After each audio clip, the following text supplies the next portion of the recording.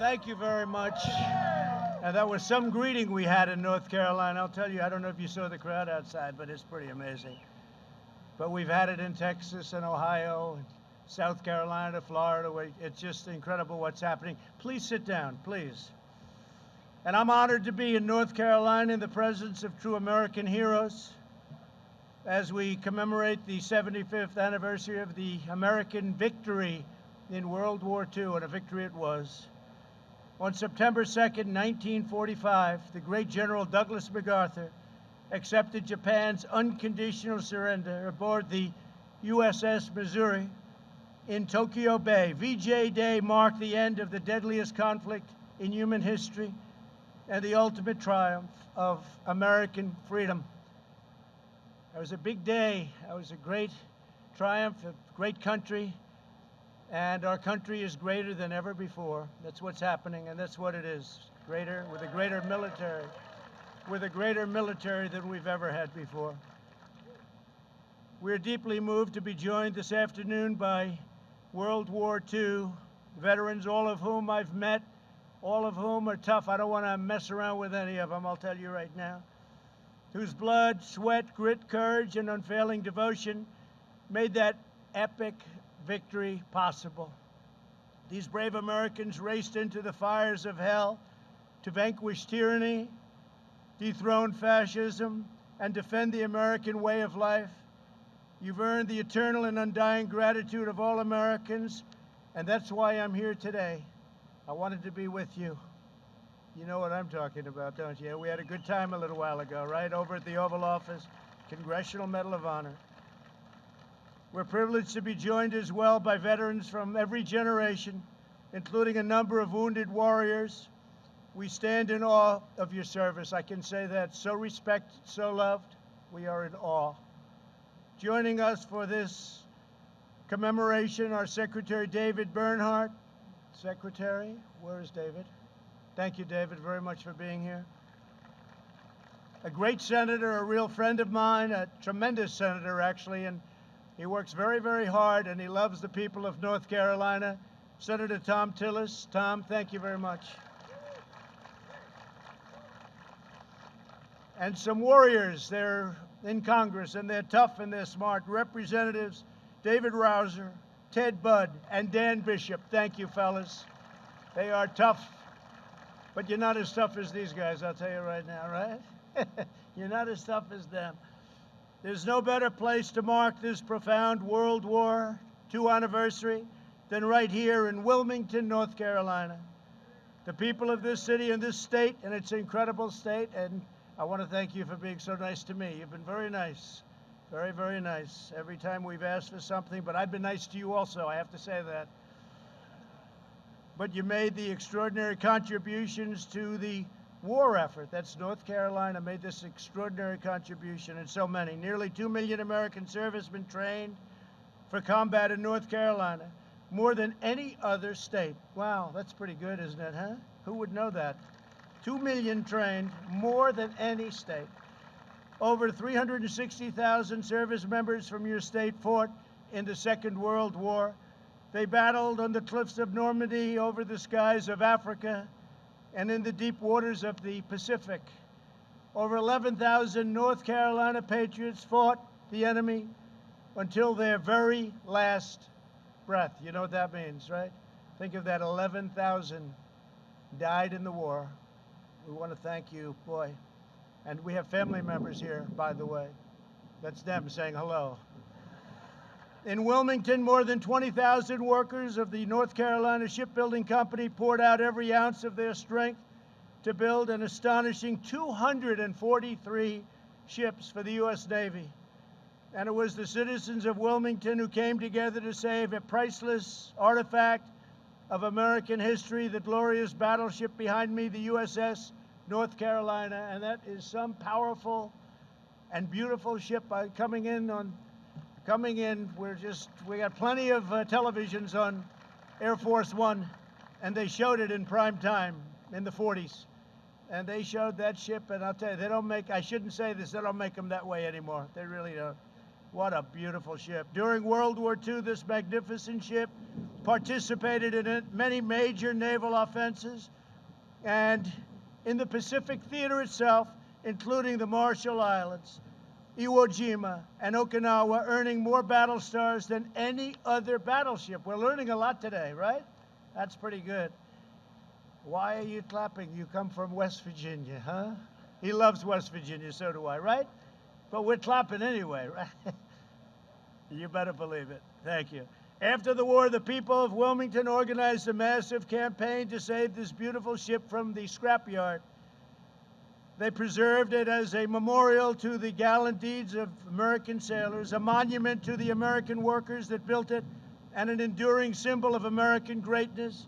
Now more than 200,000 people visit the site each year to learn the history and the heroism that defines our nation. This afternoon, my administration is formally recognizing the city's exceptional contributions to victory in the Second World War.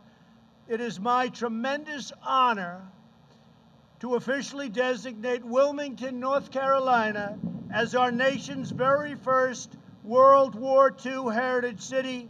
That's a big deal. Our nation's very first. Wilmington, congratulations to you all.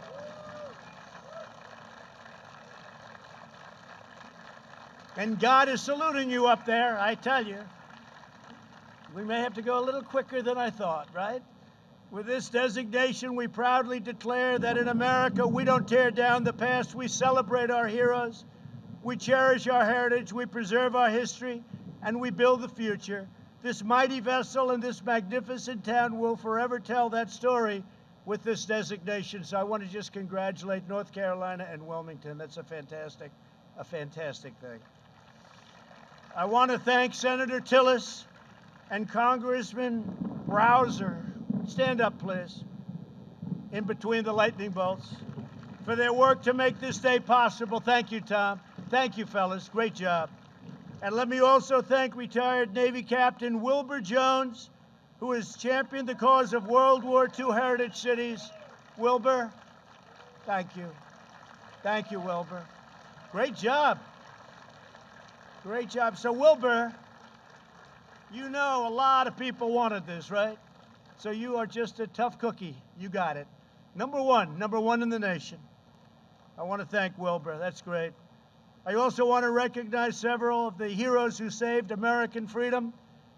And I've known some of them since I've been in office. I've seen them. And there they are. Here today is my good friend who I just left, and he was in the Oval Office with me at the White House, Woody Williams. 75 years ago, Woody showed fearless courage as a Marine in the Battle of Iwo Jima. You are amazing. I promised him I would not tell that he's 97 years old, I promised. I'll tell you, he's 100% sharp. He's 100% sharp. I know a 78-year-old that's not so sharp, and he's 97, and he's 100%, because it has nothing to do with that. 78's young. Depends who's 78, that's all. He's 97. I said, man, you are something. And physically in great shape. He braved a torrent of hostile fire while destroying one enemy machine gun position after another, knocked them out one after one for his daring actions. President Truman, think of that, awarded Woody the Congressional Medal of Honor, the highest in our land. Woody, congratulations. You inspire us all. It was great to have you on Air Force One. I had promised him, you know, maybe 2 years ago, I said, I'll take you on Air Force One. He came up. He's very aggressive. He said, I'd like to fly on Air Force One. I said, I'll do it. And today we did it, right? We got it done. Thanks, Woody. Great job. Also joining us today is Paul Phillips, a veteran of World War II, Korea, and Vietnam. During the Second World War, Paul proudly served on the USS North Carolina in the Pacific Theater. At 93 years old, he has returned today to visit the ship upon which he so nobly served. He's a tremendous man. Paul, it's our honor to have you with us. Please, Paul, stand up. Thank you, Paul. Thank you. Perfect. Thank you, Paul. Great job, Paul. Appreciate it. Here as well is Army veteran Greg Melikian. When Greg was 20 years old, he served as a radio operator in the headquarters of Supreme Allied Commander General Dwight D. Eisenhower, I'd love to have heard some of those conversations. Much more interesting than today, right? 75 years ago, General Eisenhower directed Greg to broadcast around the world the long-awaited news that Germany had surrendered. Greg, your being here is very, very much appreciated. Thank you very much. It was a great honor meeting you before. Thank you very much. Very, very great honor. Our task today is to pass on to the next generation the blessings of liberty that you fought for and that you bled for, all for security. You wanted to secure our future. You wanted to praise and raise our flag, and you did that. You raise our flag, and you stand proud, and you stand tall. And we're doing it in our nation, too. Almost everyone. Every once in a while, you see somebody not do it. We don't like it when they don't do it, do we? We don't like it. So I want to just thank you. Fantastic job. American warriors did not defeat fascism and oppression overseas only to watch our freedoms be trampled by violent mobs here at home. We stopped those violent mobs very easily. All they have to do is say, please come in, Mr. President. We'll have it done in 1 hour. Please come in. It's one of the great, to me, just incredible that they don't immediately, they just, as you know, at Portland, the mayor last night, he was raided. His home was raided. He was thrown out of his home. And then he'll stand up and he'll fight for these people. These people only know one thing, and that's strength. That's all they know, strength. And we have strength. For the sake of all Americans, we must uphold the rule of law and defend the American dream for every child in our land. We must teach our children that America is the land of heroes like you. You're heroes. You know that, right, Woody? You're heroes. You're great, great men. Great men. Better believe it. We're not ashamed in America. We're not ashamed of anything. I signed a very important edict recently. 3 months ago, they were ripping down statues. I said, you can rip them down, but you're going to serve 10 years in jail if you do. And as soon as I did that, incredibly, you haven't heard about statues coming down, have you? Statues are monuments. But we're not ashamed of our country. We're proud of our country, prouder than we are of anything else. Our country is great, and we're going to keep it that way. We're going to keep our country great. Together, we will remember America's towering victories. We will recognize America's outstanding virtues, and we will pay tribute to the heroes who keep us safe, strong, proud, and free. And I also, in addition to our wonderful, brilliant military, I want to thank law enforcement, because the law enforcement, without them, we're not here today very well. They've done an incredible job. Really an incredible job. And thank you again to the World War II veterans in attendance today. This is such a great tribute to North Carolina. We will never forget what you did for us. Your legacy is etched forever into the heart and soul of a grateful nation. And this spot is right now one of the most important military spots anywhere in the world. Congratulations to everybody, and thank you for making it come true. Thank you all very much. God bless you.